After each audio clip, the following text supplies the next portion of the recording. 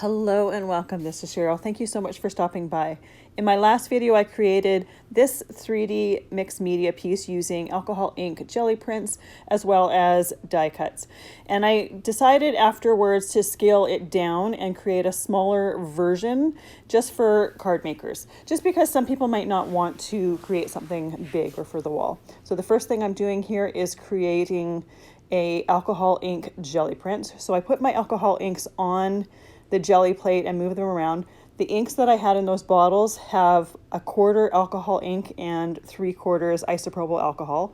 Once the alcohol ink has dried on my jelly plate, I put a thin layer of acrylic paint and then lift that jelly print up on some cardstock. So I have the remaining jelly prints from my last video, and if you wanted to see it a little bit more, you can go take a look at that video. The only thing that I did differently from the blueprint is for the pink prints for my flowers, I added opal jacquard alcohol ink in it, and it just adds a nice shimmer to those flowers.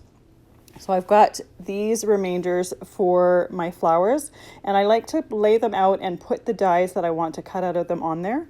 And then I take some scissors and I cut those pieces smaller so they'll fit into my die cutting machine easily. And then I can also cut more than one at a time if I want. That way everything is a little bit more organized and there's not as much chaos in my workspace. So I'm going to cut all of the pieces that I need. I only need one of each piece for the flowers. And for the leaves, I decided to do 3 clusters of leaves, just so that I didn't have just one sitting out of the flower. Now, some of these pieces are a little bit more intricate than others. This one here, the top layer of the flower, is really quite intricate and it's a little bit difficult to get out of the die. And I just pointed out that I ripped it in one place, but you'll never notice it once the flower is completely put together. Once we've got everything glued down, you'll never know that there was anything torn. So I just use regular cardstock to glue or to cut out, and then I'm gluing the center part to the flower. So it's just a black cardstock as well as a dark gray.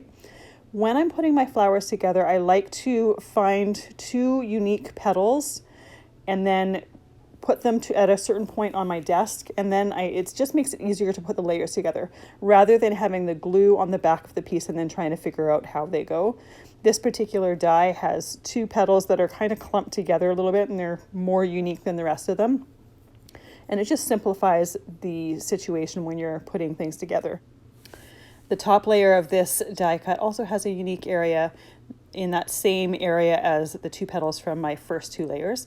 I'm putting Distress Collage medium on the back here. Now this particular die cut has a lot of jaggedy edges on the inside as well as the outside of the die cut. So you want to make sure to put a nice amount of glue on there to get all of those little bits glued down. I'm using Distress Collage medium because it is a nice liquid glue, so I can shimmy things in place if I put it down and it's not in exactly the right spot. The other thing is it dries matte and it dries clear. So if I happen to have any glue seeping out, you're never going to know that it was there. And I just like that feature of it. Once I have those layers of the flowers together, I just put an acrylic block on there just to hold it down and in place while it's drying. Sometimes with liquid glue, sometimes you'll have paper curling or lifting or whatnot, and this just prevents that from happening. I don't find I have the same issue with the leaves, so I don't necessarily need to put that acrylic block on those ones. A fun part of the flower die cut is you get this really cool splat looking pieces. So I'm looking forward to using that on a future card. Once my pieces are all dried, I like to take my leaf pieces as well as my petals, and I like to give them a little bit of curve. It just gives them a little bit more life, makes them less flat. So the leaves, I didn't need to cut anything, but for the petals, I am taking my scissors and I'm snipping to the center of the flower just to make those petals a little bit longer. They are attached about halfway up the flower, so this just kind of releases them. And then once again, I'm using my fingers to curl around those pieces. For smaller flowers, sometimes people like to use a stylus, but most of the time I find just curling it around my finger is enough. So I used one of the pink jelly prints for my larger mat on my background, and then that blue one that I created at the beginning of this video I have for my second mat.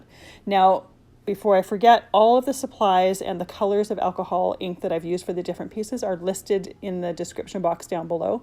So if there's anything that you're curious about, you can find that information there as well as the dye that I'm using. I'm gluing my jelly prints down.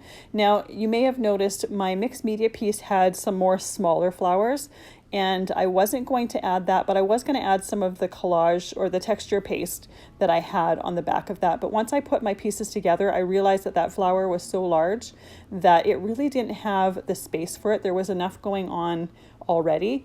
Perhaps if I had created this as a 5x7 card, there would have been more space, and then I would have done that. But because I already have everything cut for 4x6, I just chose to leave that part of it out. But if you do decide to create a larger card, you could add that on there, and that would just give the background a bit of a different texture. So with one of the pieces of my leftover blue, I'm going to do the base part of my butterfly.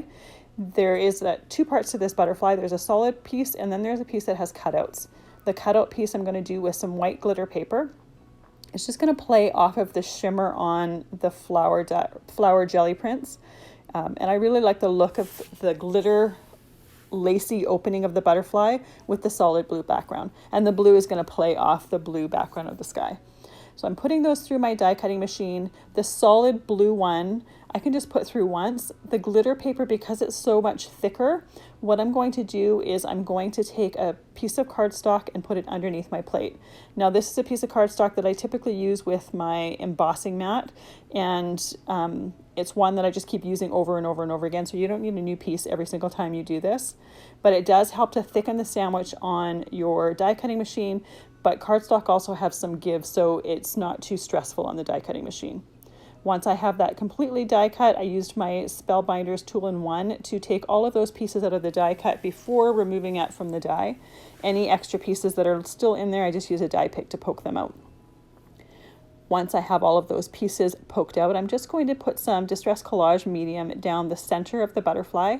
I want to keep the individual wings separate so that you can see the different layers of it. If you wanted to glue the two pieces completely together, you absolutely could. It's just a personal choice for me not to. And then I'm going to put some glue onto the body back and glue that to my flower. Now I foiled some sentiments yesterday, and I have this hello one, and I'm choosing this one because it has some holographic foil to it, as well as the fact that it's not a perfect foiling. It's a little bit grungy, and it goes well with the look of this card. I've taken the die cut from this sentiment, and I just die cut a few in just scrap white cardstock, and then I'm layering them together. If you didn't want to do this step, you could also just use foam pop dots. I chose to do this for this so that the sentiment has a little bit more stability to it for this particular card. I let that glue dry a little bit before gluing it to the front of our card, and then put that same Distress Collage medium on the back, and I'm going to put this in the lower right hand corner of the card. I could have left it without a sentiment just because there is a lot there, and just put, say, a verse or written something on the inside of the card, but I thought just a little hello on there was nice and simple. And there we have our finished card with lots of texture and dimension. This is probably not one that I put in the mail. I would probably hand it to someone, or if you were giving the mixed media project to someone as a gift, it would be a good accessory to that. Thank you so much for joining me. I hope you enjoyed the video. Have a fabulous day.